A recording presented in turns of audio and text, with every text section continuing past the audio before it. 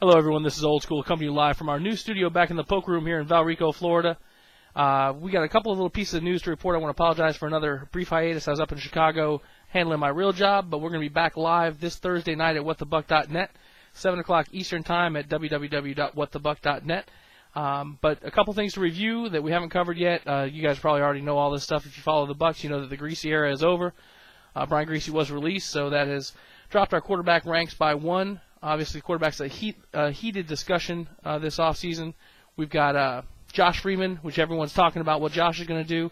He's currently unsigned. Now, we've been very lucky here in Tampa Bay land that our guys have always been signed coming into camp under Bruce Allen's regime. We'll see if Mark Dominic can continue that trend. He's the only guy we don't have signed right now. His claim was that he will be signed by camp. I have no reason to doubt that that will be true. He certainly cannot vie for a starting position if he's not in camp. So I really don't think this is going to be an issue. I think that Josh is certainly too smart to risk a chance at starting, which he legitimately has, apparently, by screwing it up with contract talks. The ones are going slow. We'll see how that all works out. As I mentioned before, my pull-in for Luke is still solid, but we'll see what happens when we actually get pads on in camp. Miller was signed, so that just leaves us Freeman. There was a report by John Sarnecki from Fox Sports that we talked a little bit about on the last What the Buck show that we had, where everyone knows was the quote. That was the actual quote from Sarnecki, if that's correct. That Derrick Ward will be the featured offensive player this season in the Bucs offense. I think that someone may want to send Ernest Graham that note. I think we're going to see a pretty healthy dose of both of these backs. In fact, we'll probably see Carnell Williams, who is supposed to be healthy for day one of camp, which is pretty impressive given what he's gone through. Not to mention Clifton Smith as sort of a joker back in that backfield. I don't know that Derrick Ward's going to be the guy taking all the snaps. I think you're going to see a healthy platoon at the backfield position coming in. Now, the one thing I do want to talk a little bit about in this particular YouTube, I want to thank everyone who subscribed, who's befriended us, folks that are checking us out on the iTunes and in Zune as well. We appreciate that. Now, these shows aren't going up there. It's the normal show that we do on Thursdays and Mondays and Thursdays during the season that go out there in iTunes. But if you like what you're hearing, hit us up at questions@whatthebuck.net and let us know.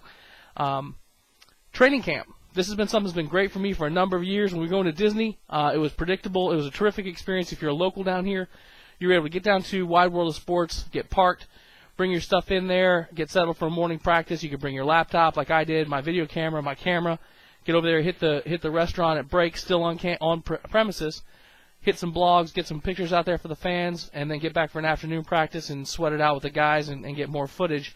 All hell's broken loose now. They're doing it over at One Buck Place. For those of you who aren't local, it's a beautiful facility, unlike our old One Buck Place, which was essentially a trailer behind what is now the International Mall. This facility is gorgeous, no doubt about it. It's got the fields for it. I can understand why they want to have everything done there, but they didn't have it set up for real fan usage. They've had to retrofit everything, get exceptions from the local government to allow this stuff to go on, try and handle parking and all this other stuff. So we waited for a long time to find out what was going to go on with training camp. Finally, it was revealed that there would be an online way to get training camp tickets. Before, you just showed up. They would issue tickets. They were always free, but they just used that to keep track of how many people were coming in each of the days.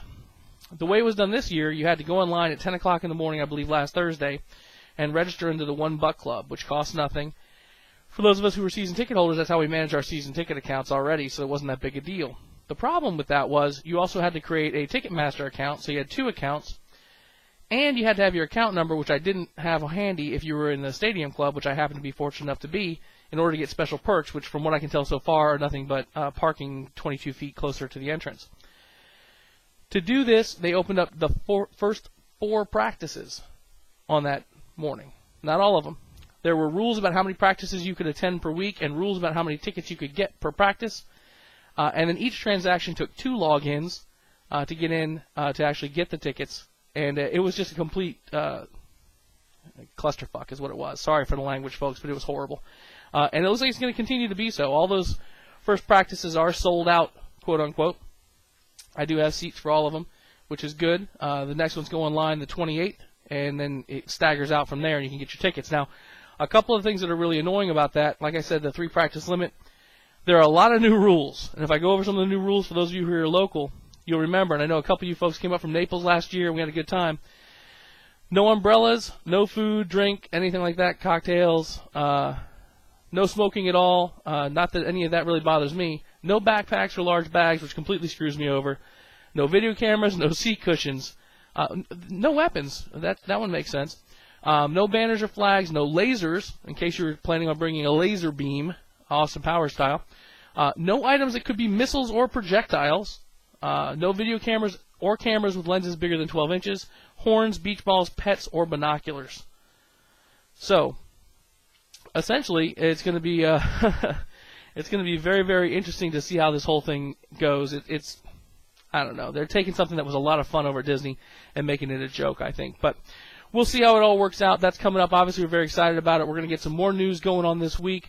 We're hoping to have the continuation of the What the Buck Down South going on. We were fortunate enough to have Big Nick from Panther Nation on a couple weeks ago. We thought Fantasy Football 7 was going to be able to join us, but our schedules aren't matching up. He's moving, and I appreciate him staying in touch with me. Thanks, Fantasy Football 7, from the Dirty Bird Nation.